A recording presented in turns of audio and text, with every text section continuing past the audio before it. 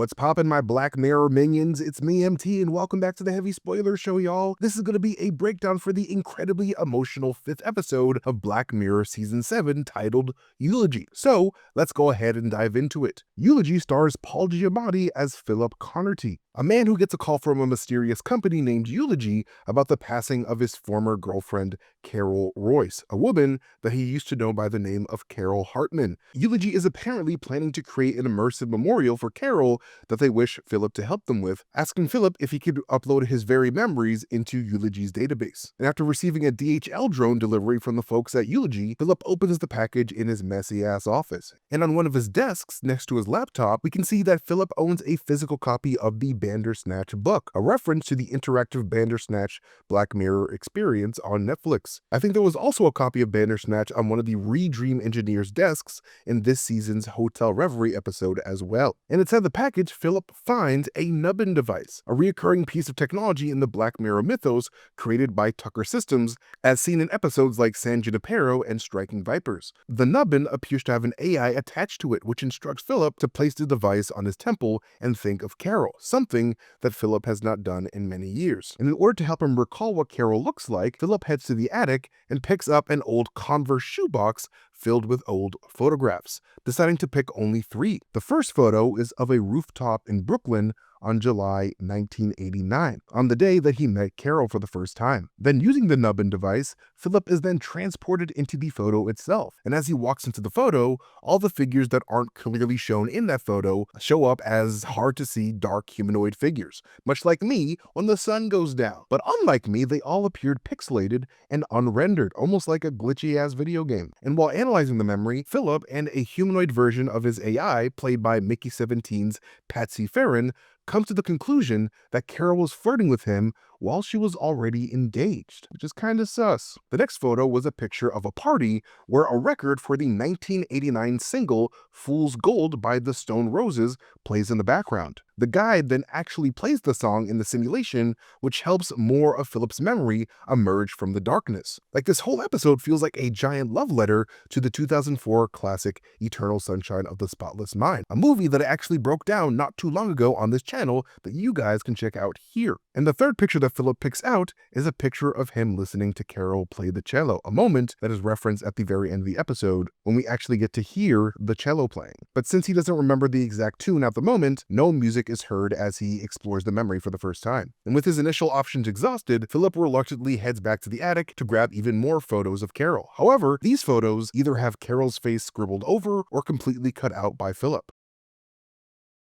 And after venturing to a memory of one of their first trips together, followed by a memory of them painting their first apartment blue, not sure why you put CP on the wall, but you know, to each their own. I know it stands for Carol and Philip, but like, that's a weird thing to put on your wall, dude. I don't know. Anyway, Philip shows the guide a picture of him and his band, with that band apparently being called The Head, much like it says on the drum set. An ironic name considering that we are literally exploring Philip's head throughout the entire episode. And while on stage, the young Philip, played by actor Declan Mason, can be seen wearing a shirt with the words Space Vets Dispensable Crew on it, a possible nod to the USS Callister episode and their flying spaceship. Space Vets was, of course, the name of a British sci-fi kids show that ran from 1992 to 1994. And before they move on to the next memory, the guide calls Philip out for not considering Carol's feelings when he had her play the keyboard instead of the cello, an instrument that she was actually proficient at. But he just angrily dismisses her, proving that he was a bit of a selfish asshole during the course of their relationship, but he couldn't really see it. Then the two head to a Halloween party in 1991 where young Philip is dressed like Jason Voorhees from the Friday the 13th franchise, completely pissed off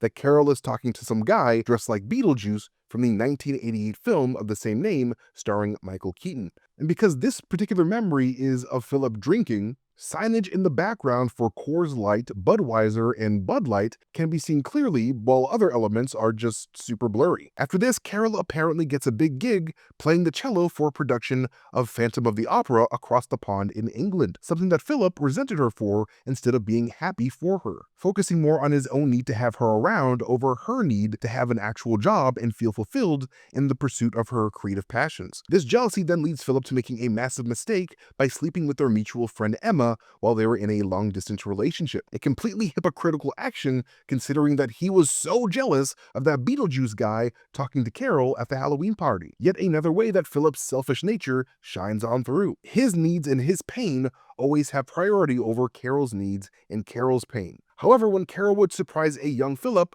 with a late-night happy birthday phone call, Emma would answer the phone instead, leading to Carol figuring out Philip's infidelity and the two getting into a huge fight. With Philip, of course, not taking the time at all to listen to Carol's feelings, only defending his own actions. Then a few months later, Philip heads to England to visit Carol, planning to propose to her at a fancy restaurant. But instead of leaving with a fancy fiancé, Philip would leave with a deep sense of self-pity and humiliation after Carol would silently leave him forever. While watching him get angry at his humiliation, the guide once again calls Philip out on his selfish bullshit, trying to get Philip to see that he's always so focused on his own feelings, but can't for once put himself in Carol's shoes. But in Carol's case, those shoes were apparently made for walking for two, as the guide reveals that she is none other than the digital construct of the thoughts and opinions of Carol's child Kelly Royce, who she was pregnant with at the time of the proposal.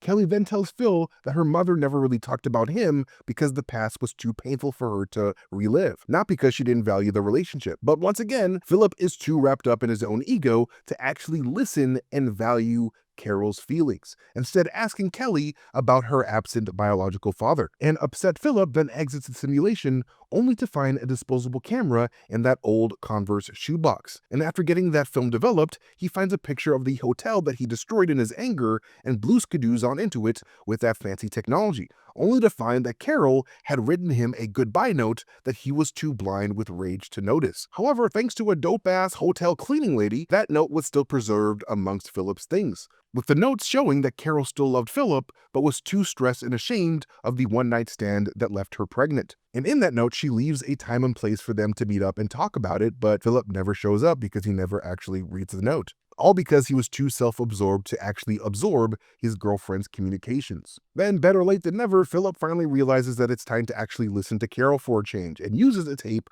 of her playing the cello so that he can finally remember her face for himself. Like, this was truly one of my favorite episodes of Black Mirror ever, because it's one that I could unfortunately relate a lot to. Like, I too once suffered from the loss of a long-term relationship that took me years to get over because it ended really badly. But because I was so concerned with my own pain and protecting my own precious ego by getting angry about feeling betrayed, I wasn't fully able to hear my ex out about her own feelings, and basically made her out to be the devil before destroying all traces of our relationship from my life. Like, I threw out all the pictures, I just tried to pretend like she never existed. But my heartbreak literally made my dumbass deaf. Like, I just would not listen to anything that she had to say to me because I was just so caught up in my own bullshit. And like Philip, I let that breakup ruin the next few years of my life. Like, I literally stopped taking care of myself completely and lost myself in my own bitterness, only choosing to remember the bad times like the good times never happened. But this episode really made me sit down and reflect on how stupid,